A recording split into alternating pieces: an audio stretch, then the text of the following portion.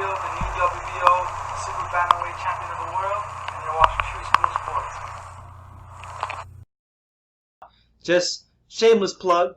Go down the comment section, alright? You'll see it. And go to the official True School Sports merch store to get yourself a hoodie like this or a tank top like this. It's great stuff. If you get one of these True School Sports shirts, I guarantee you, your success with women will quadruple. Guaranteed.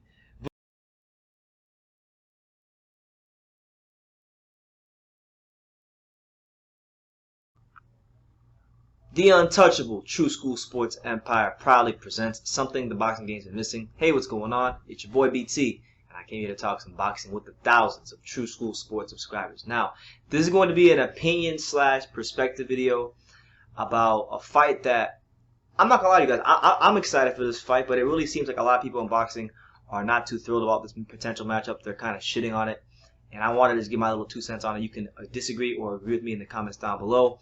But Terence Crawford, many of us know he has that WBO welterweight title. We know that PBC has done a great job of trying to freeze him out. They don't even acknowledge that he's a champion on any of the telecasts. The other night, I was watching Dennis Ugas versus Abel Ramos, and they had the welterweight rankings, but they didn't include Terence Crawford in the top 10 of the welterweight rankings. They're not including him. They're purposely going out of their way to try to make Terence Crawford as irrelevant as possible if they can.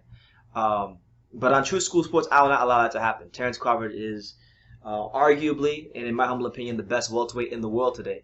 And he deserves to not be treated by boxing fans and the media and PBC like he's been treated. So I'm going to call a spade a spade.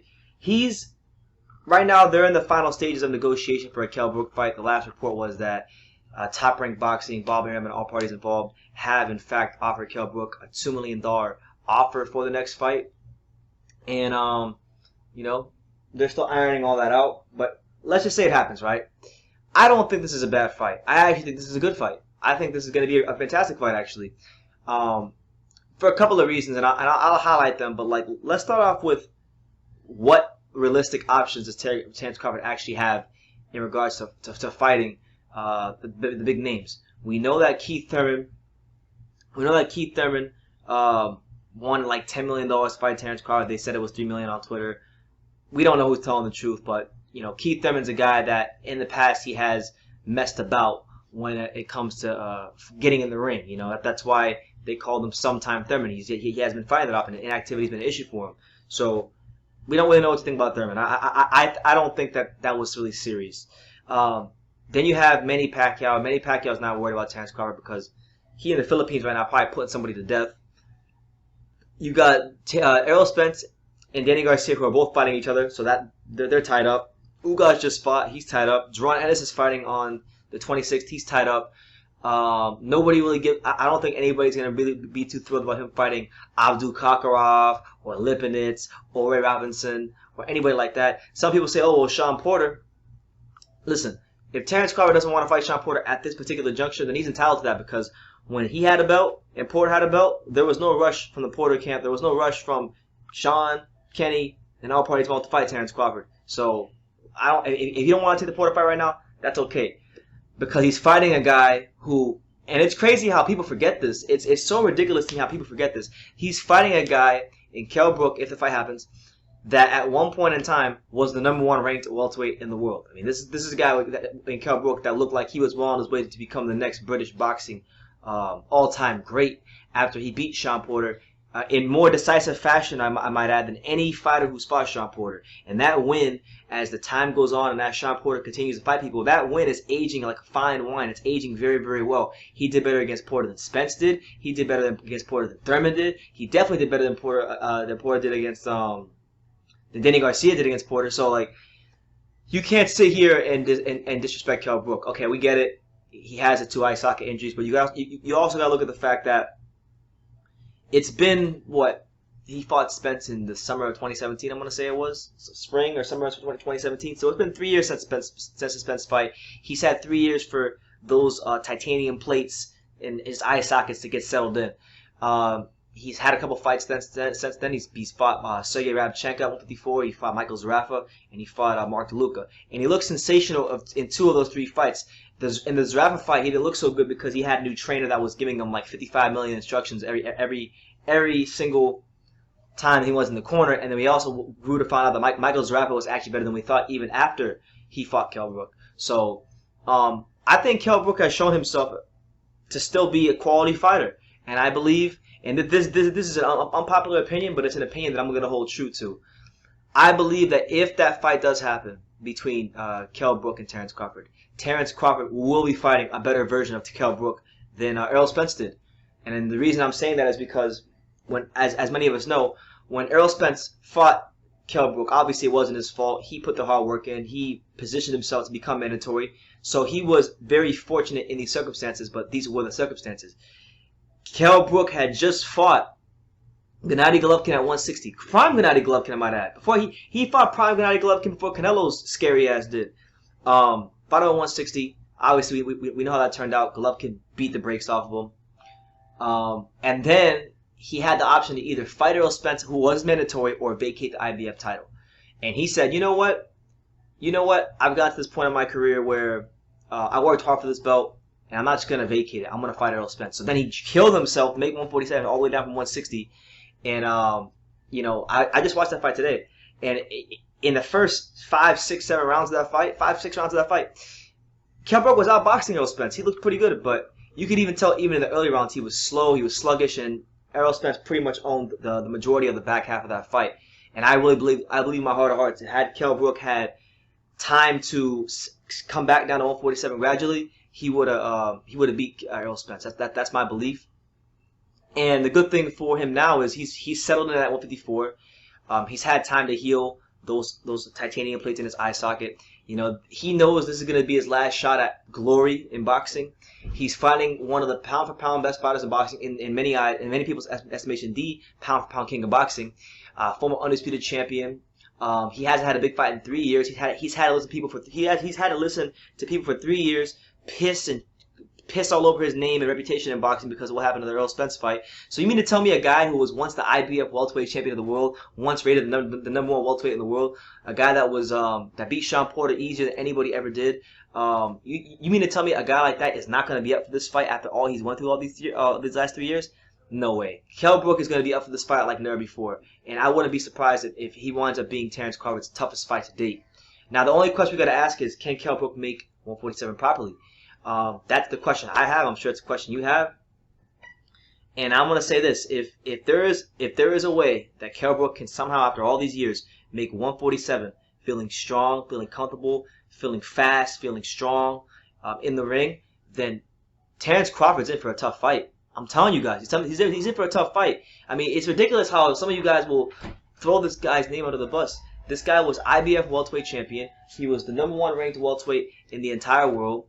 He was someone that, looked to be on his way to bigger and better things. The unfortunate part was, I would say, he's the one fighter that in Eddie Hearn's time as a promoter, in Eddie Hearn's time as with Matchroom Boxing, he's really misguided his career because we all know he should have fought Jesse Vargas before fighting Golovkin. The Golovkin fight came because the Vargas fight fell through. And I've read articles about it. There was the whole thing where Jesse Vargas took the picture of himself signing the contract, and they had that September 3rd date locked in, but it didn't happen. It fell through. I'm led to believe that it was probably because of Eddie Hearn and the people in Matchroom Boxing. And I really think if Kell would have won that fight against Jesse Vargas, he would have further solidified himself as the guy at welterweight, and he would have really yeah, but I really think that if he would have fought Vargas, he would have beat him soundly. He would have been the unified WBO and IBF welterweight champion, and the whole course of welterweight boxing history would have been a lot different. But this is a guy who's always looked for the best fights. Like, say what you want about Kell Brook, he always looked for the best fights. He came to America. He took the title from Porter. He wasn't like Anthony Joshua. When Anthony Joshua came here and got folded up by Ruiz, he came to America and he took the belt from the champion in a major way. Beat Sean Porter. Try to get the Vargas fight done. I don't know why it fell through. I think it wasn't him. I think it was more Eddie Hearn because they had that September 3rd date for Sheffield locked in. Didn't happen. He wound up fighting Golovkin on September 10th of that year. Even after that, he had a chance to really take the easy way out and fight Errol Spence and not fight Errol Spence. You could have taken a tune-up and worked his way gradually back down to 147 and vacated the belt, but he didn't. He showed himself to be a true warrior. He defended the belt, and he gave a good account of himself despite the circumstances. So people are gonna sleep on Kell Brook for this fight. I'm gonna pick Terence Crawford to win because I think Terence Crawford is one of the best fighters in the world, and I think he's gonna really show himself to be the best welterweight in the world in this fight. But I think Kell Brook is good enough to bring that out of him. And you know what? It wouldn't surprise me in the slightest bit if oh my god. Yeah, but it wouldn't surprise me in the slightest bit if Kell Brook somehow, some way, turn back the clock, pulled our rabbit out the hat, and beat Terence Crawford. I love Terence Crawford as much as the next man, but no fighter is unbeatable. Like, we saw him against Kavaluskas. A lot of people thought Kavaluskas dropped him, but Kavaluskas in the first 5 rounds of that fight really gave Terence Crawford some serious problems. And I think, I mean, you can tell me, is Kell Brook a better fighter than Kavaluskas? I think so. I think he's got the hand speed, the combinations, and the punching power to really give Terence Crawford some problems in the early rounds. So we'll see what happens. You know, it's a common opponent between him and Errol Spence. So a statement victory here, a stoppage before the 10th or the 11th round would be really big for Terence Crawford. So I'm looking forward to this fight. These are 2 of my favorite welterweights in all of boxing. But like a stoppage before the 11th round for Terence Crawford would be really huge for him. It'd be a big statement because it's a common opponent with Spence. People, whether we like it or not, are going to use this fight as a barometer. As much as they should in this fight, the funny thing is they're going to say, oh, well, Spence did this, or, you know, people are always going to use that measuring stick because it's a common opponent, and it's a quality name in Kell Brook that we're familiar with, that we know, that was former world champion, that was once the number 1 welterweight in the world. And, yeah, so we'll see, man. I'm really looking forward to this fight. I think it's a hell of a fight. And I'm just trying to tell everybody, like, look, Kell Brook, to me, is one of the most realest champions in boxing. Even though he's not, even though he doesn't have a belt, he could have taken the easy way out when he vacated and not fought Errol Spence. And you guys would have said, oh well, he ducked Errol Spence, but then he fought Errol Spence, and then you guys say he's trash. So like he was in a no-win position, and it's just unfortunate that Kell Brook, his career was mismanaged, and that boxing fans have forgotten, you know, the Kell Brook that many of us fell in love with, the guy that had the piston-like jab, the guy that had the straight right hand, you know, a steady. He was giving you a steady diet of straight right hands, uppercuts, left hooks. The guy is a magnificent fighter, and just don't be surprised. Don't be surprised, because a lot of you guys say Crawford's chinny, and he can be hit and he can be hurt. Don't be surprised if Kell Brook takes Terence Crawford at some point in that fight into some deep, dark, and uncomfortable places. But you guys let me know what you think in the comments down below. It's Terence Crawford. It's Kell Brook on the horizon. I think it's a great fight. You know, it's 2 of my favorite welterweights, 2 guys I'm big fans of.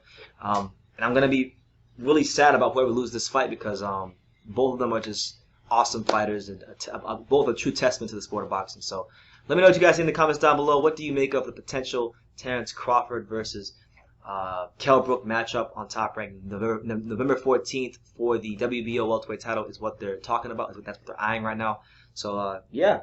All my viewers in the U.S., let me know. My UK subscribers, let me know. Around the world, let me know. And like I say in every single one of these videos, you can love me or you can hate me, but I'm just Kid from Daniels. Until next time, take care, guys. This is Showtime, Sean Porter. This is Aerosmith Jr. Hey everyone, this is Jesse Vargas.